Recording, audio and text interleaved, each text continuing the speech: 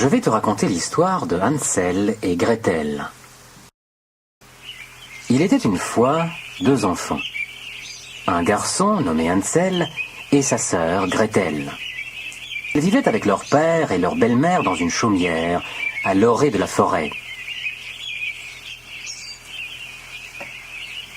Leur père, qui était bûcheron, était très pauvre. Un jour, il lui resta si peu d'argent qu'il n'arriva plus à nourrir sa famille, ce qui le rendit très malheureux.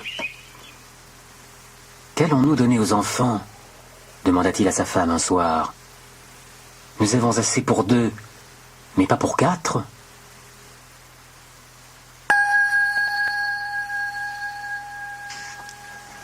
Sa femme, qui n'aimait pas les enfants, lui répondit « Écoute, j'ai une idée.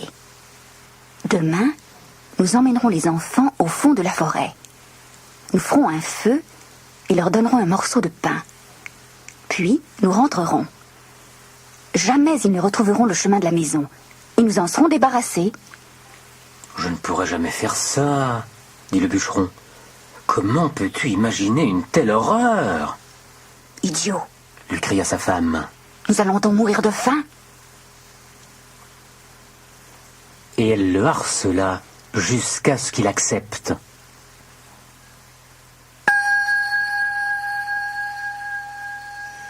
Affamés comme ils l'étaient, Hansel et Gretel ne dormaient pas. Ils avaient tout entendu. Gretel se mit à pleurer. « Que faire ?»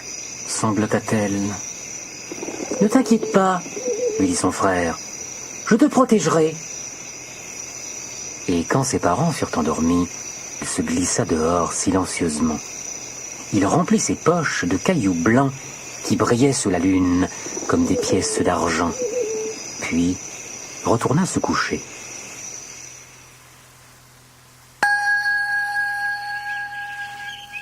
Tôt le lendemain, la femme du bûcheron réveilla les enfants. « Debout, leur dit-elle. Nous allons couper du bois dans la forêt. Elle leur donna à chacun un morceau de pain. Ce sera votre dîner. N'en mangez pas avant. » Puis, tous se mirent en route. Comme les poches d'Hansel étaient pleines de cailloux, Gretel mit le pain dans son tablier.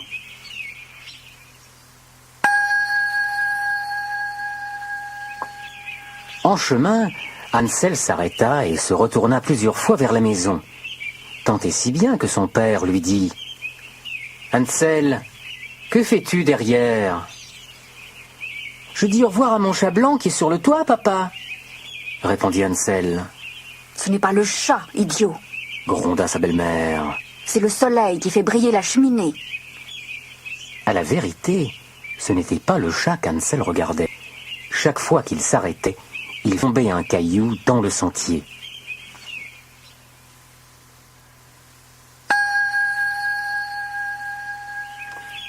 Ils arrivèrent au milieu de la forêt.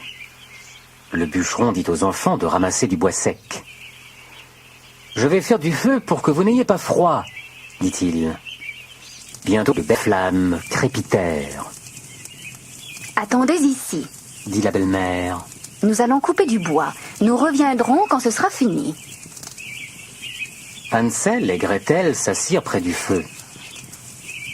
À midi, ils mangèrent leur pain. Au bruit de la hache, ils pensaient que leur père n'était pas loin. Mais ce qu'ils entendaient n'était qu'une branche que le vent faisait cogner contre un tronc d'arbre.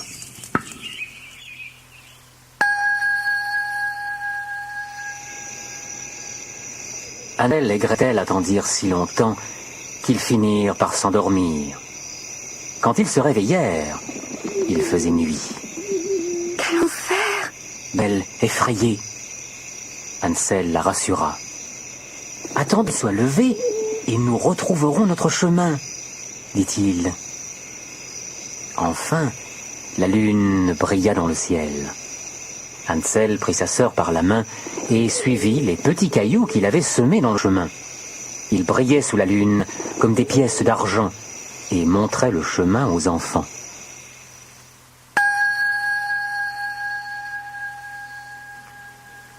Les enfants marchèrent toute la nuit. À l'aube, ils arrivèrent à la chaumière de leur père et frappèrent à la porte. Leur belle-mère vint ouvrir. « Vilains enfants !» les gronda-t-elle. « Où étiez-vous?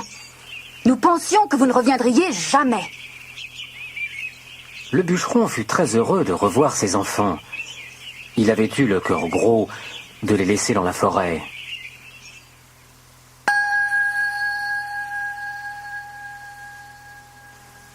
Bientôt, il n'y eut à nouveau plus rien à manger. Un soir, les enfants entendirent leur belle-mère dire à leur père: « Il ne nous reste qu'un demi-pain. Après cela, il n'y a plus rien. Il faut que nous emmenions les enfants au plus profond de la forêt, pour que cette fois, ils ne retrouvent pas leur chemin. C'est la seule solution. » Le bûcheron avait bien du chagrin. Il aurait préféré partager ce qui restait avec ses enfants, mais sa femme ne voulait rien entendre et il dut accepter.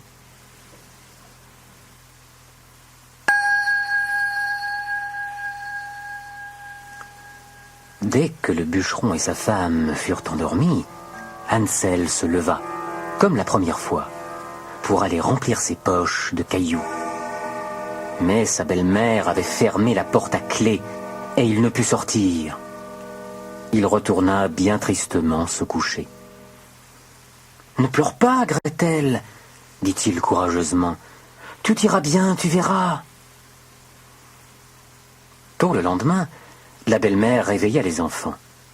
Avant de partir, elle donna à chacun un tout petit morceau de pain.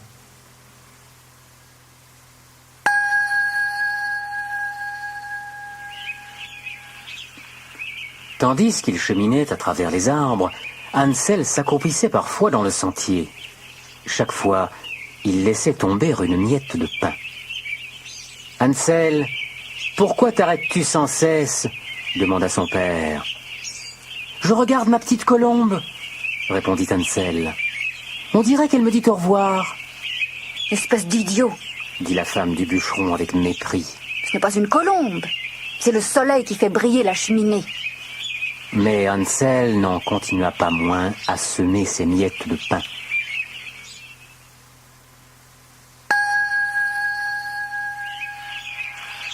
La femme du bûcheron entraîna les enfants dans une partie de la forêt qu'ils ne connaissaient pas. Elle alluma un grand feu et leur dit: « Restez là, près du feu. Nous partons dans la forêt couper du bois. Nous reviendrons vous chercher ce soir. » À midi, Gretel partagea son petit morceau de pain avec son frère qui avait émietté le sien dans le sentier. Puis ils s'endormirent. Le soir arriva et personne ne vint les chercher.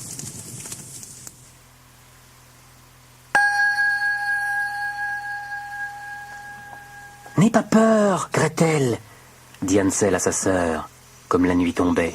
« Quand la lune sera haute, nous verrons les miettes de pain que j'ai déposées. Elles nous conduiront chez nous. » Mais quand la lune apparut, il n'y avait plus de pain. Les oiseaux avaient tout mangé. « Nous finirons bien par trouver le chemin, » répétait Hansel à sa sœur. Mais ils ne le trouvèrent pas. Ils eurent beau marcher toute la nuit et tout le jour d'après, ils étaient toujours dans la forêt. Ils étaient si fatigués qu'ils ne pouvaient plus avancer. Ils s'allongèrent sous un arbre pour dormir.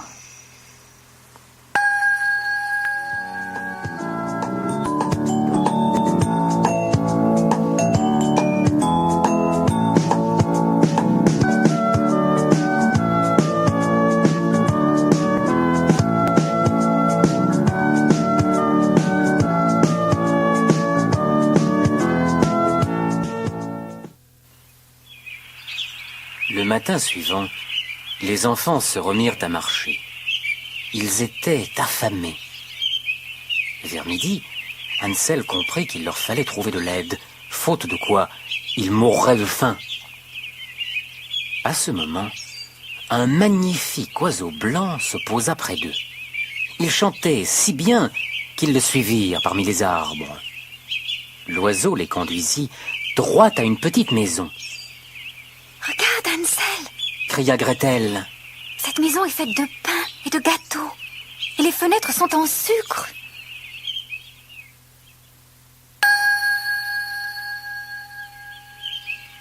Les deux enfants se précipitèrent. « Nous allons faire un festin !» dit Hansel. « Je prends un morceau de pain, essaye donc le gâteau !»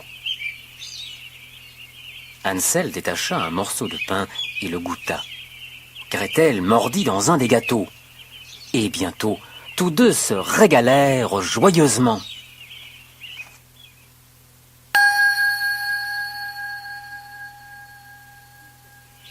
Juste à ce moment, la porte s'ouvrit. Une vieille femme sortit, appuyée sur des béquilles. Hansel et Gretel eurent si peur qu'ils firent tomber ce qu'ils mangeaient. Mais la vieille femme leur sourit. « Entrez, les enfants. Restez avec moi. Je ne vous ferai pas de mal. » Elle les prit par la main et les fit entrer dans la petite maison. Sur la table, des crêpes, du lait et des fruits les attendaient. Dans la pièce du fond, il y avait 2 petits lits, où les enfants s'endormirent, rassasiés et contents.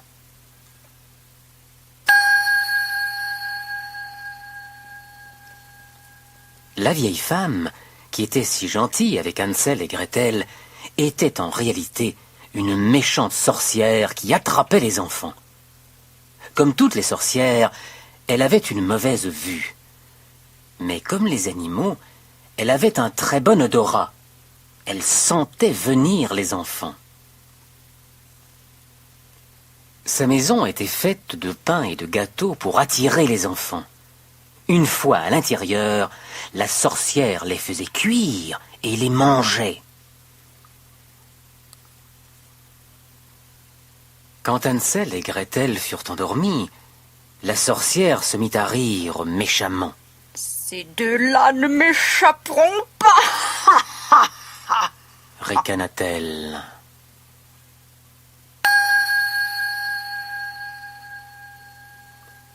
Dès le lendemain matin, la sorcière tira brusquement Hansel de son lit pour l'enfermer dans une cage. Il eut beau crier, personne ne pouvait l'aider. Puis, ce fut le tour de Gretel. La sorcière la secoua. « Debout, fainéante. » vociféra la sorcière. « Prépare un bon repas pour ton frère.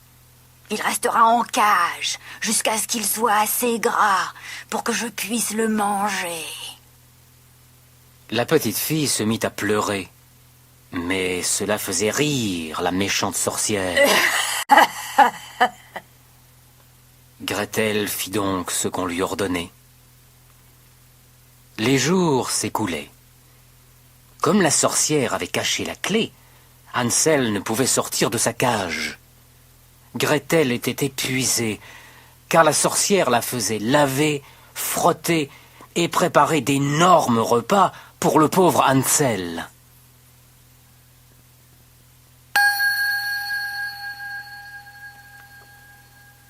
Tous les matins, la sorcière s'approchait de la cage. « Montre-moi ton doigt, Hansel, » glapissait-elle. « que je vois si tu es assez gras. » À la place, Hansel lui tendait un os. La sorcière avait une si mauvaise vue qu'elle pensait toujours tenir son doigt. Elle se demandait pourquoi il n'engraissait pas. 4 semaines passèrent. Grâce à la ruse d'Hansel, la sorcière croyait qu'il était toujours aussi maigre. Elle perdit patience. « Va chercher de l'eau, Gretel. » cria-t-elle avec rage. « Ce matin, je vais tuer Hansel et le faire cuire. »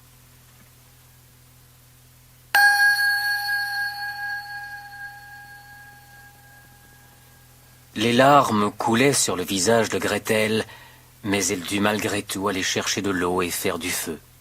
« Nous allons déjà cuire la pâte. Elle est prête et le four est allumé. » dit la sorcière en regardant Gretel d'un air sournois. Elle poussa la petite fille vers le four, d'où s'échappaient de belles grandes flammes. « Va voir s'il est assez chaud pour enfourner le pain, » dit-elle. Mais c'est Gretel que la sorcière avait l'intention de faire cuire.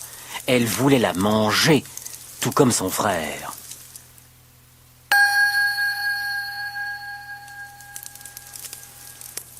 Gretel avait deviné ce que pensait la méchante sorcière. « Je ne peux pas entrer dedans. Je suis trop grosse, » dit Gretel. « Petite idiote, » répondit la sorcière, furieuse. « le four est bien assez grand. Regarde, je pourrais y rentrer moi-même. » Elle se pencha et introduisit sa tête dans le four. Gretel la poussa alors violemment et la sorcière bascula dedans. Alors, Gretel referma la porte et la verrouilla. La sorcière ne pouvait plus sortir. La petite fille se sauva, laissant rôtir la sorcière.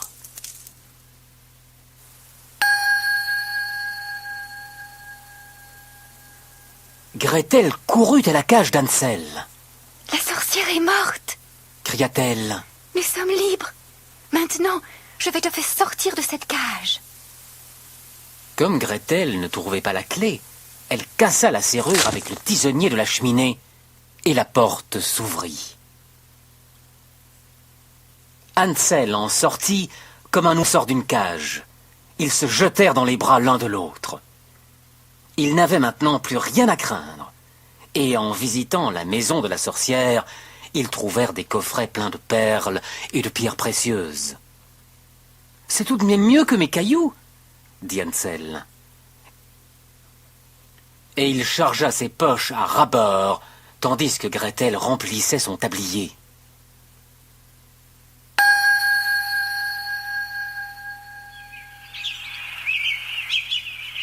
Nous devons sortir de cette forêt ensorcelée, » dit Hansel à sa sœur. Ils quittèrent la maison de la sorcière. Ils marchaient dans les bois depuis des heures quand ils atteignirent un grand cours d'eau. « Il n'y a pas de pont ?» dit Hansel consterné. « Nous ne pouvons pas traverser ?» « Il n'y a pas de bateau non plus, » dit Gretel. « Mais voici un canard blanc. Je vais lui demander de nous aider. » Le canard accepta. Ils grimpèrent sur son dos, chacun leur tour, et se retrouvèrent bientôt sains et saufs sur l'autre rive.